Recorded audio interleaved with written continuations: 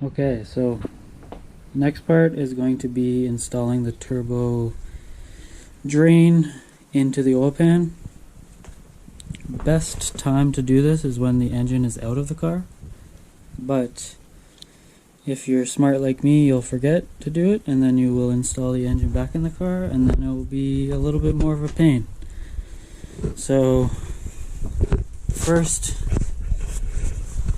you gotta go under the car, loosen the front engine mount. That's kind of right up in there. The rear engine mount.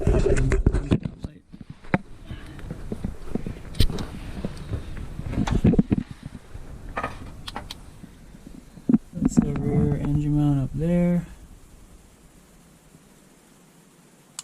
And you will need to loosen the subframe bolts to be able to pass the oil pan under the subframe.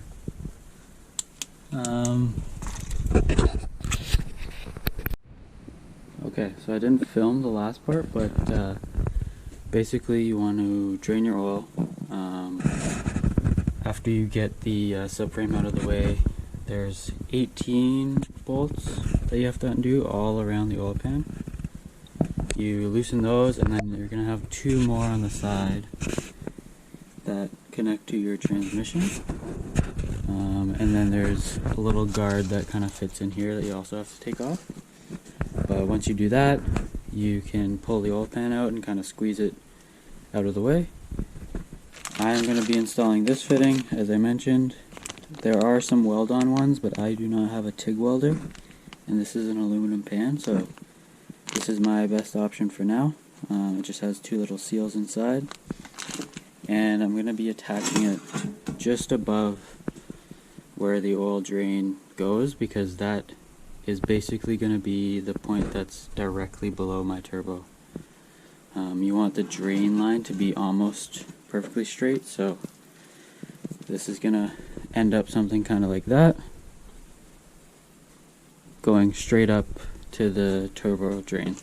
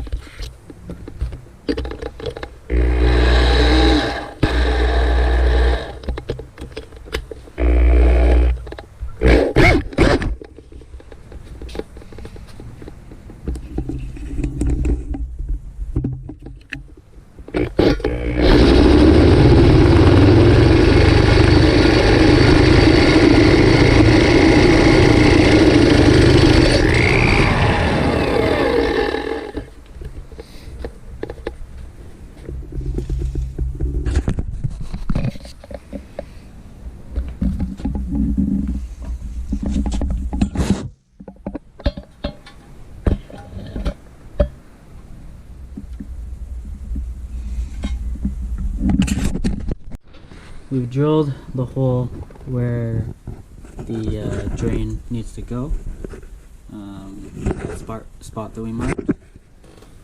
If you look, there's a little bit of a groove that I had to file.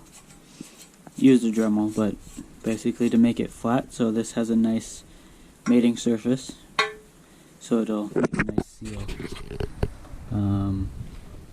We just have to make the hole a little bit bigger so that this side of the drain will fit through, and then we can clean everything up, get rid of all these shavings, clean the mating surface all the way around here and on the bottom of the block, and then reinstall the pan, and it'll be ready for when the turbo goes in. You will probably have to use a step drill. I didn't have a bit at home that was big enough to do this, so yeah, just get a step drill, make sure it's the right size, and that's basically what it ends up looking like. It'll butt up nice and flush there. There's two little gaskets that will go on either side, and that will help seal and make sure there's no oil leaks. Okay, so this is the final product for me. Got the little gasket or seal in there on this side and back behind here. So now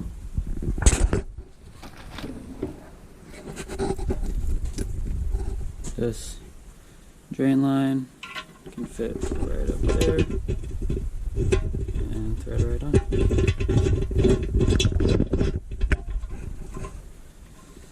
And that will go straight up to the turbo, so it'll sit kind of like that.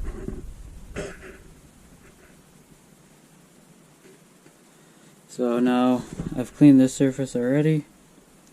Just got to go under the car, clean that other mating surface, and then I can bolt this back up. It's kind of hard to see, but we're under the car now, and you can probably see all the gunk in the RTV or the Honda Bond that was on there before. So you just got to make sure you get all of that off and make sure it's like a clean mating surface. So I'll try to show you quick. One sec.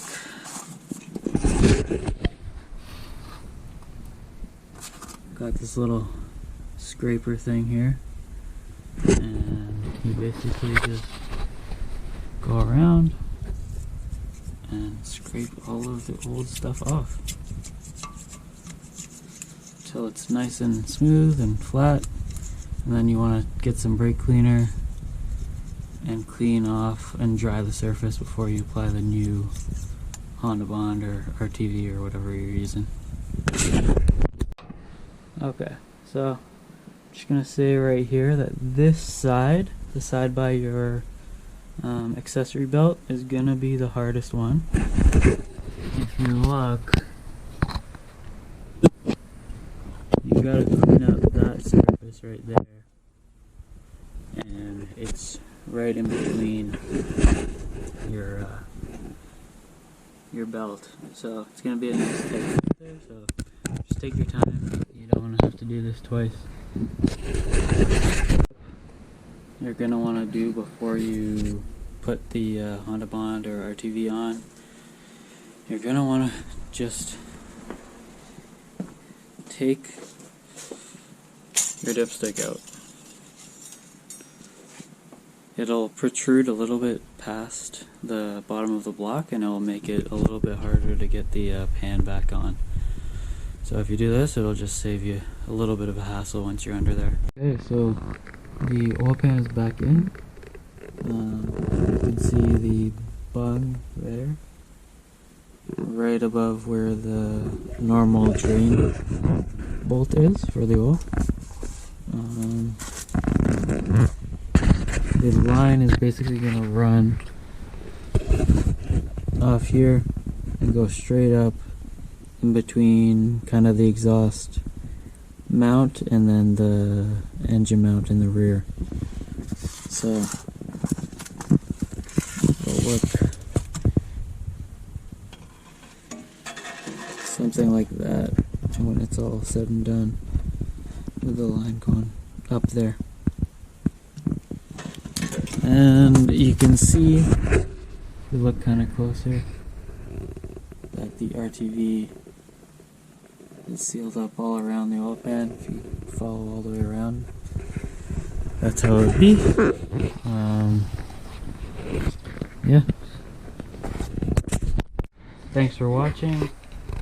I hope you enjoyed the video. The next video is probably going to be of installing the new fuel pump and converting the entire system to a return system, because factory the RSXs are a returnless system, and for the turbo setup, it's just a bit more reliable and probably safer to run it with a return. So yeah, I hope you enjoyed. Subscribe, like, comment if you want. Yeah, let me know what you guys are building and if I'm helping you out in any way.